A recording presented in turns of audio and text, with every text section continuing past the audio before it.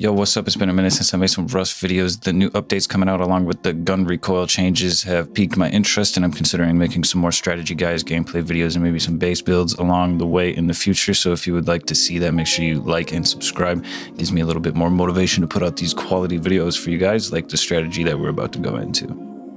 So in this video, we're going to go over a starting strategy with some of the new things that have been incorporated into the game. So the very first thing you're going to do when you load in is check your map. You're going to look for a green card and blue card monument that are near each other. And I like having an option to buy some boats at the fishing village. And we're going to be focusing on the ranch at the beginning of the white. We're going for the treasure hunt. And if you're in a group, you could potentially go for the wildlife hunting at the ranch as well. And basically making the decision on where we're going to build right now near a blue card and green card monument where we can easily get green and blue cards. And then also you want to be somewhere near like water treatment or airfield to get red cards. And we're going to be focusing on the outpost and bandit camp for gathering the materials that we need to build our base, and also to get ourselves a kit and some starter weapons. So while running over to the ranch, we're going to gather any cloth that we see and food that we see, like mushrooms or corn from the river, pumpkins, and that's pretty much all we're going to do is craft bags and eat some food to get our HP up and make sure that we do our best not to die in between here and there. You're going to want to try to find as much cloth as possible. And if you see anything on the road along the way, you're only going to be collecting crates. Don't waste time breaking any barrels until you're near a safe zone. So while you're running and only collecting food and hemp, the only thing you really want to max out as much as possible is the hemp. Don't waste your time picking up every single little mushroom. Ignore the berries.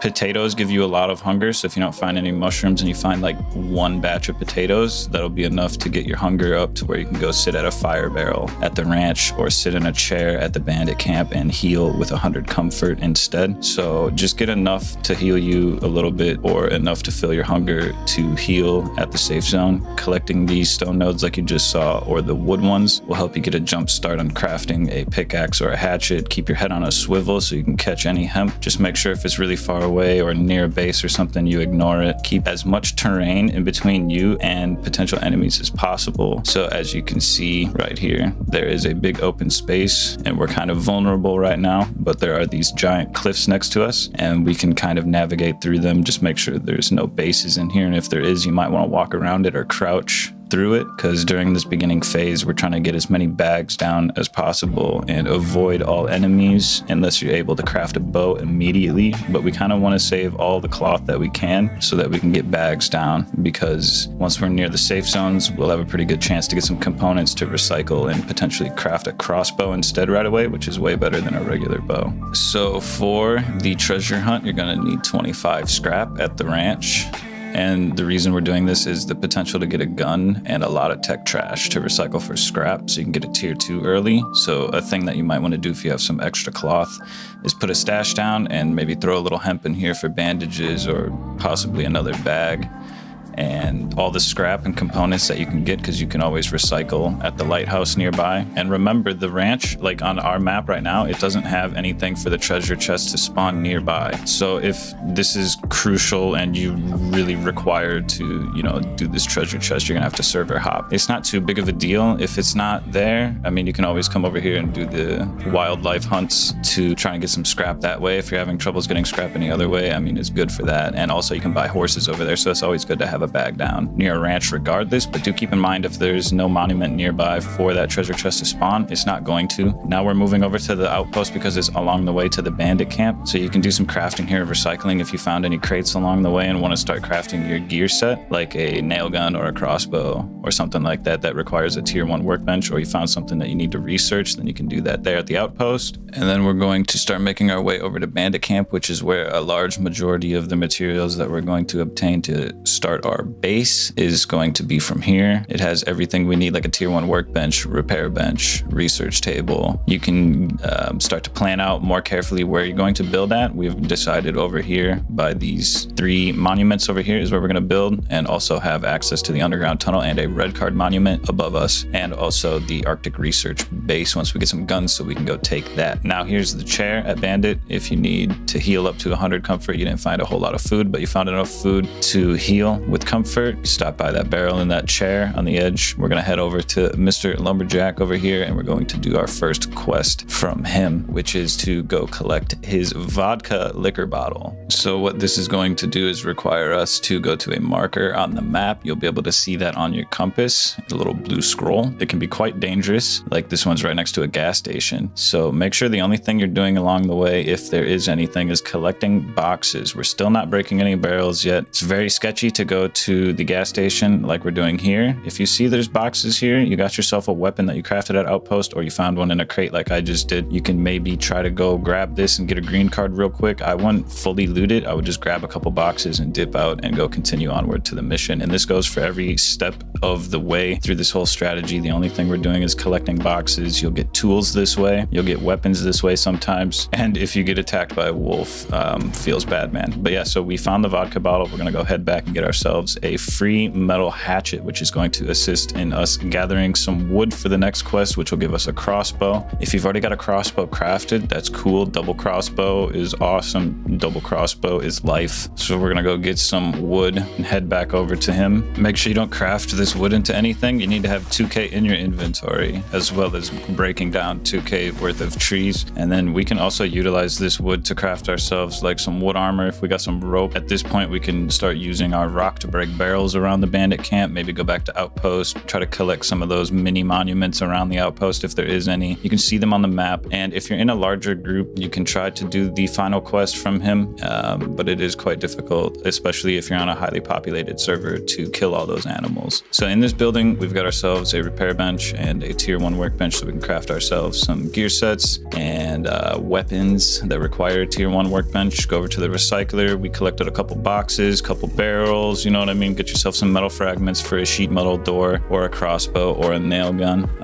So by the safe zones, it's just a really good place to break the barrels, because some of them spawn inside the safe zone, as well as those mini monuments spawning very close by. If you found something like we did, the double barrel shotgun, you might want to learn that right away in case you die. And if you do die, you've been placing bags all along the way. You should have been placing bags all along the way. If you didn't get any cloth, but you found some rope that you don't need for gear sets, or you found some tarps or sewing kits, recycle those, get yourself some cloth, start putting bags down as you go throughout the map, like one every few squares, near monument, near green card monument, a gas station, outpost, things where you can spawn into, grab a couple boxes, run back to base. You know, that's where you want your bags at. You want your bags to be near like a green card spawn, or near like water treatment, where you can just run in with no rads, naked, and grab yourself some loot and head back to base. So usually around this time, depending on when you joined into the server, it starts becoming nighttime. So we're going to run over to the outpost now, since we've looted everything around the bandit camp, only collecting boxes along the road. We're going to stay on the road because our horse gets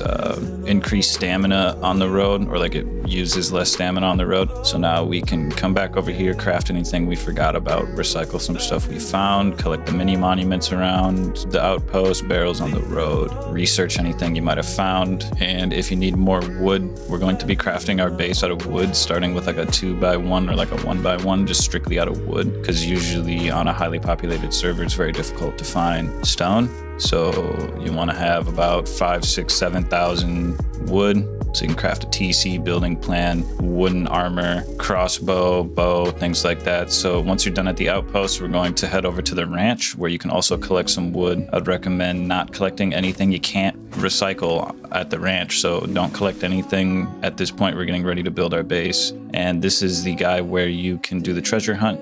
So like, we're going to be building nearby here. You could have done this earlier, you could do this later, you can do this whenever you want, but this is basically a way that you have a chance to get a gun is from him. But since we don't have anywhere for it to spawn on this server, we can't do it on this server. So sometimes that will happen, and all you got to do is make sure there's like a lighthouse or something like nearby that it spawns at. So now we've made our way over to where we're going to build our base. We're just going to get ourselves a little 1x1 down so we can store all this loot. Should be about like 45 minutes to like an hour and 30 minutes into the wipe by now, depending depends on if you're solo or if you're in a larger group or if you died or not, because obviously you could die doing this strategy. And if you do, you just start over or spawn in a bag near the gas station or the ranch or whatever and collect yourself some wood. So you could potentially learn this hatchet at the outpost as well, in case you do die, if you're afraid to die. Instead of us learning our double barrel shotgun, we could have kept that and researched the hatchet, or if you had enough scrap to research both, then do that, you know what I mean? So at this point, we're gonna get ourselves a bag down. We have enough wood to expand into a 2x1, so we're going to do that. I accidentally put a double door frame there, but if you're building a 2x1, you probably already know what you're doing. So yeah, we're just gonna get some boxes down, store all of our stuff, and then go grab a blue card, since that's why we built over here. So now at this point in the wipe, we got ourselves a base, we got ourselves a full kit. We've been trying to farm some stone nodes. We got ourselves a green card and a blue card, some fuses, upgraded the base a little bit.